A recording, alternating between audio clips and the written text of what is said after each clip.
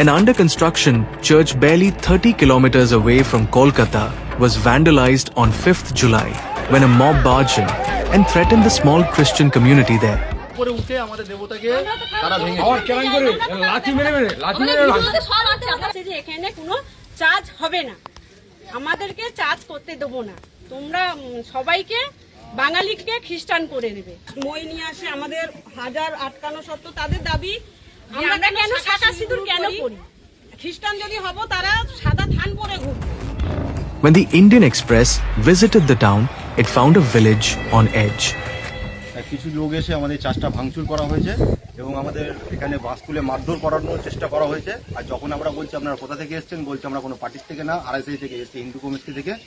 কিন্তু যখন এরা ভাঙচুর করেছে তখন এরা জয় শ্রীরামের স্লোগান নিয়ে এখানে ভাঙচুর করেছে। ঠিক আছে, এটা আমাদের কাছে সমস্ত প্রমাণ সহ আছে। এমনকি যাওয়ার সময় এই কথাটাও বলে গেছে, এই গলিতে যত কোনো খ্রিস্টান বাড়ি আছে তাদের ইলেকট্রিক এবং জলের ব্যবস্থাও বন্ধ করে দেওয়া হবে এবং আমাদের মা বোনদের সিঁদুর মুছে দিয়ে সাদা শাড়ি পরে ঘুরতে বলেছে যদি আমরা খ্রিস্টান হয়ে থাকি। এটা কোনো কি আমাদের রাজ্য থেকে এটা কি বলা হয়েছে? এটা কোনো কি আমাদের এখনো কি আমাদের যে সিএম শুভেন্দু অধিকারী সেটা কি এখনো বলেছে এটা হিন্দু রাষ্ট্র বলে? এখনো কিছু করেনি। তার আগে যদি এরা এত কিছু শুরু করে দেয়। প্রথম যখন জানলা বেয়ে উঠছিল, মই বেয়ে উঠছিল, তখন আমাদের মধ্যে একজন কাকা ছিলেন, সুখদেব কাকা, তারপরে আমার মা, যারা দু চারজন ভাই বোন ছিল, তারা তার মানে পা ধরে নামানোর চেষ্টা করেছে যে আপনি উঠবেন না, নিচ থেকে বলছে। যেহেতু তার পায়ে টাচ করা হয়েছে বলে তারা তখন মারতে চলে এসেছে, গায়ে হাত দেবে কেন বলে মারছে। আমাদের সুখদেব কাকা এরকম হাত জোড়ো করে বলছে, ভাই ক্ষমা করো, ভুল হয়ে গেছে, তোমাকে ধরা, কিন্তু তুমি উঠো না।